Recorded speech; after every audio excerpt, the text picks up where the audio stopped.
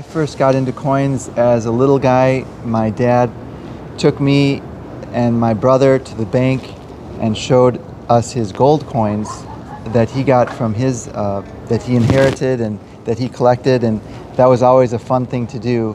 Every 6 months or so, we'd go to the bank and look at the gold coins and enjoy a family activity together. So that's pretty much where it started. I love it. Look at this camera for everything. This will be. I'm just going to try to grab some secondary shots. Oh, this year. okay. No Should I worries. want me to repeat all that or no? You're fine. I will. Trust me. Okay. I might even marry that together as you're walking around and we're getting the history. Oh, How long have you okay. owned the coin store now? I've owned the coin store since 2003. So we're talking almost 20 years. And how long have you been collecting? How many decades would you like to say? I hate to ask a lady this question. Don't mind kind of getting an idea of a gentleman's age, though. Sure. Well, I've been collecting almost since the beginning, so it's been, close to 4 decades, I guess. 4 decades. So you know quite a lot about gold. And before we can even talk about gold, I want to get this on camera too. Before you even can talk about coins, you got to get your daily grind, which I know you every morning. There's a particular drink that you like to have. Tell me what you like to have in the morning. Oh yeah, I love matcha tea. It's just delicious. It's refreshing. It's healthy for the most part, and I love it. So fair to say that is your liquid gold every morning. Sure. Yep. So you have your liquid gold, and then you get talking about gold, and I'm sure right now, business has been, you never know what's going to be popular during a pandemic, but gold's become quite the hit, right? Talk to me a little bit about that. Yeah, gold and silver have really taken off. A lot of activity up and down, mostly up recently though. A lot of money is being pumped into the economy from the government. They're basically printing money, so that is causing real assets such as gold and silver to increase in value.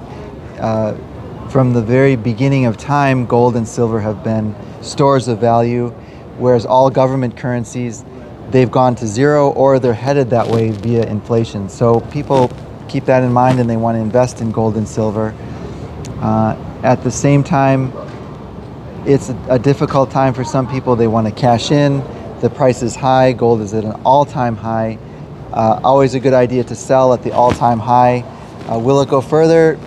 We'll see, but so people are buying and selling. It's a very active time right now for us. Yep. I'm going to play dumb here, but why is gold perhaps a good investment during this time? Well, it's always been a store of wealth in uncertain times. Our currency is basically just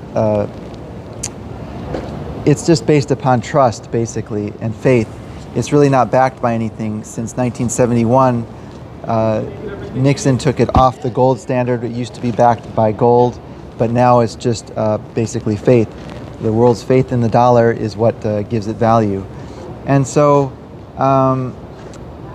but gold has always been a store of wealth. If you have a piece of gold, that's something that's always had value. And so regardless of what happens to the currency, gold generally has always been worth something. So, Jim, forgive my ignorance. I know it's been worth something prior to the pandemic. Talk to me a little bit about how much those levels have changed pre-pandemic to maybe where we are right now. 20%, 30%, what's it kind of gone up? Because you mentioned it's at historic value right now. Right. Well, prior to the pandemic, it was between 12 and 1400. When the stock market crashed at the beginning of the pandemic, it went down to 1100 something, and now it's over 2000. So it gives you an idea. Fair to say, is 2000 one of the all-time highs? Has it been higher than that? No, it's never, in the history, in dollar terms, it's never been higher. So it is at the all-time high right now. Yep. So as you mentioned, it is, if you have it, it's an investment piece. Is it perhaps getting harder for you to get your hands on it right now because it's being kind of hoarded at this point? Just like small coins currency is right now. Right. Because that's not being printed. Yeah, Catherine. A lot of refiners and so forth, there's a backlog, and so there's delays in shipment and so forth. That happens when there's a lot of demand. In addition, mines have been shut down due to the COVID pandemic, so that's caused pressure on the supply side as well. So there's a lot of things that are pressuring gold moving up right now. Absolutely. And from your perspective, when the mines are closed and there's no foreseeable future when any of this is going to reopen, this makes it even more precious, I would imagine. Right. Well, hopefully there will be a vaccine within a number of months, but a lot of money has been put into the economy, and it is a very exciting time for gold and silver. And another thing that's happening is there's the gold and silver spot price are based upon the COMEX market, and the COMEX market is where people, brokers and miners and industrial users and so forth, buy and sell millions of ounces at a time through contracts. They say, okay, we'll buy 5 million ounces in August or September for such and such a price, and then they swap these, and then another would be, okay, we'll sell you this and then we'll buy this, and most of that does not ever get actually physically delivered. It's just playing the market, so to speak. And it's really amazing how much activity there is on that market. If everybody took delivery of the items that they're promising to buy and sell, within a day or two, there's more gold and silver purchased and sold than the entire mining output of the year. So if just a fraction of a percent more people actually took delivery, which is happening now, it would crash the COMEX market, which is a big topic right now. Will the COMEX be able to survive this? Because there's just not enough physical gold to back all these promises, they're called derivatives, of futures contracts that are out there. So that's another thing that's causing activity in the physical gold and silver market. The premiums and so forth have gone up for the most part.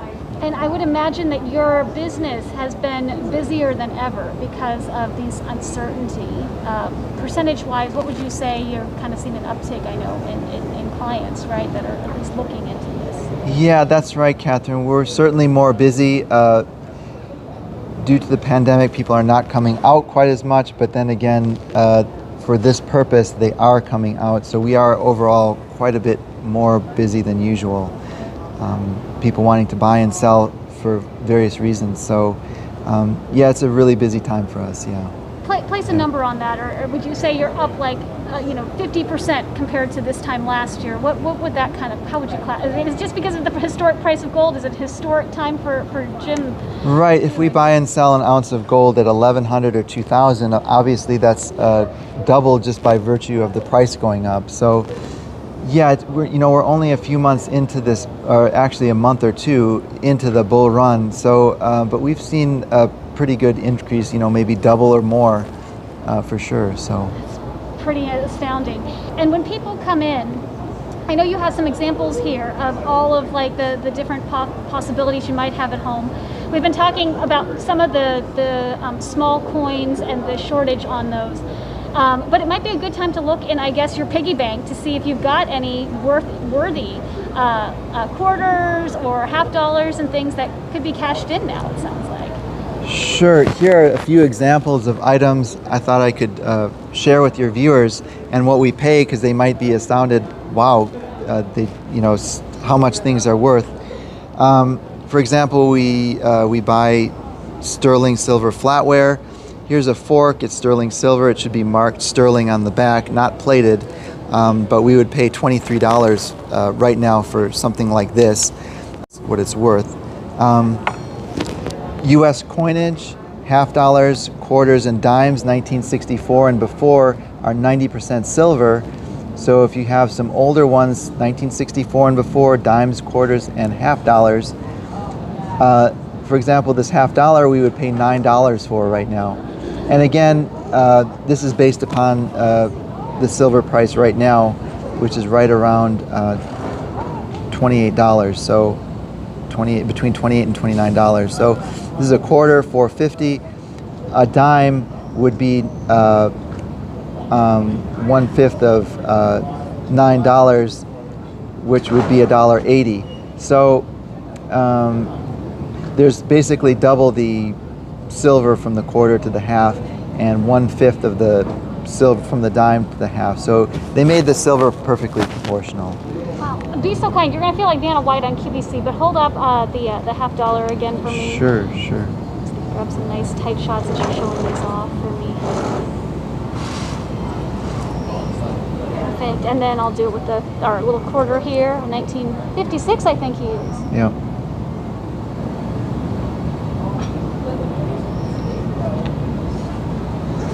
Excellent, excellent. Yeah. And then you have some extremely rare coins from. It looks like they're all across the world.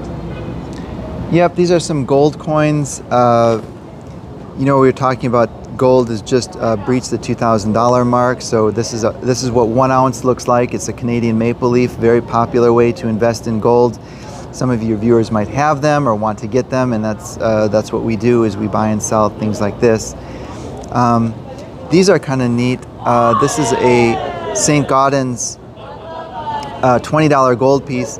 It used to be our money was made out of gold and silver. The whole idea, because the metal is a store of value, they made our coinage out of it.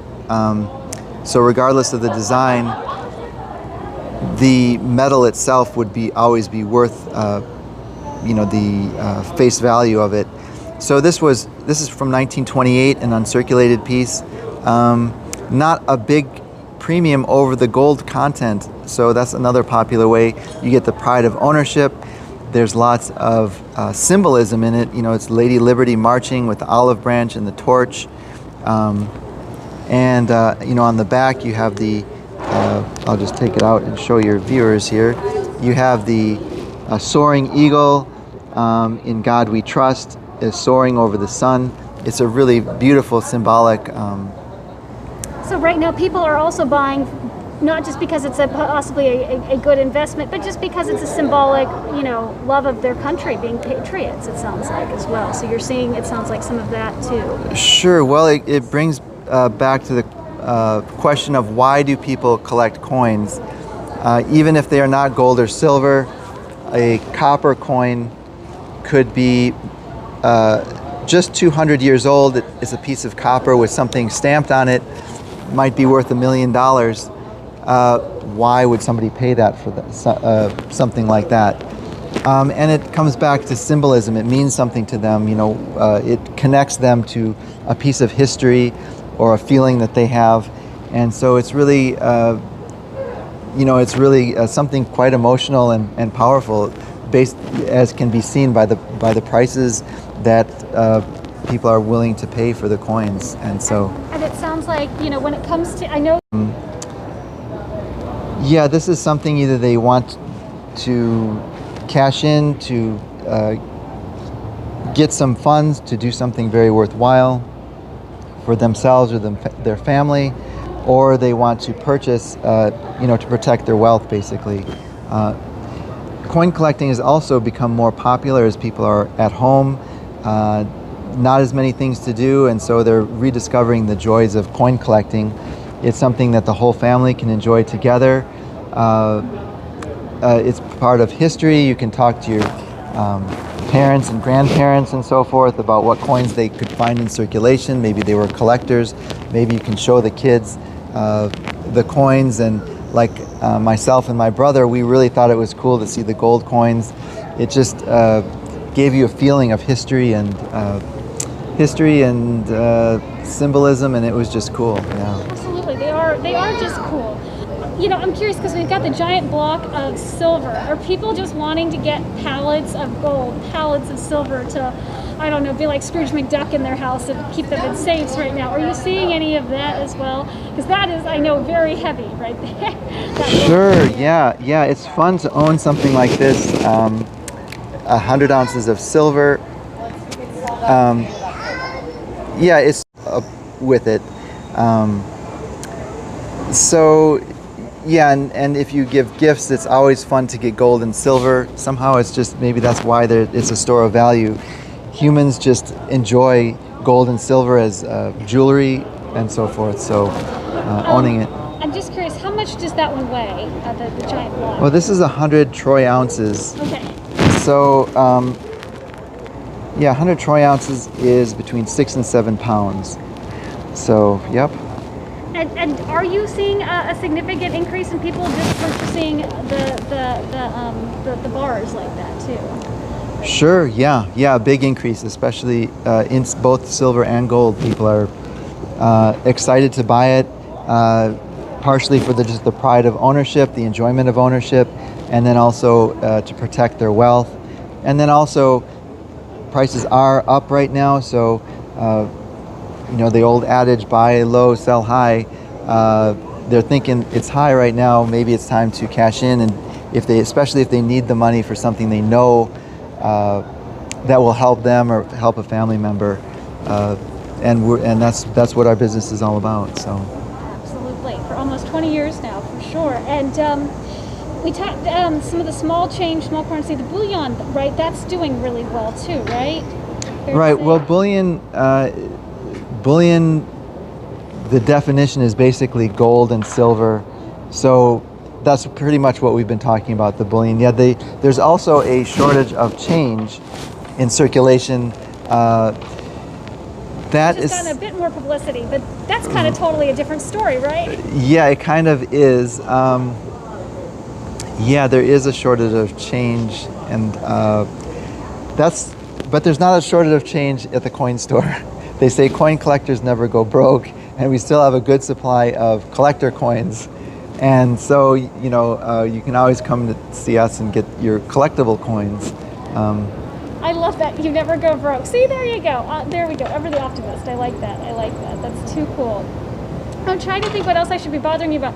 We mentioned the fork. We probably all have forks. We probably all have some chains or some old bracelets and things. So all of these things are of some sort of substantial, worth.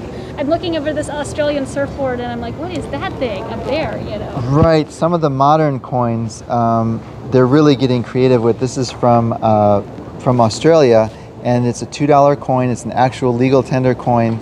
It's 2 ounces of silver, so it never will really exchange for $2.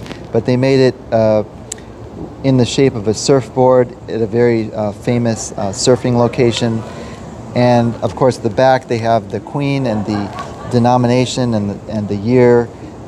They're just really getting creative with their releases. A lot of the mints are. Of course, these are just made for collectors, not to actually circulate, but it is a $2 legal tender coin. That's new of 2020. It is, yep. Wow. And then, of course, we also have the classical coins. This is a silver dollar from Carson City Mint from 1882, and in uncirculated condition. So this is really neat, just to think about that time period, and this is a genuine silver dollar. Maybe somebody bought a horse with this, or probably not this one because it's uncirculated, but might have ridden on a stagecoach. The stagecoach could have been held up or something like that, but this is the time period. There were no electricity during this time. And then you've got the CC Carson City Mint, mint mark below the wreath there. Makes people think of the Old West, the wild, wild West, and the gold rush.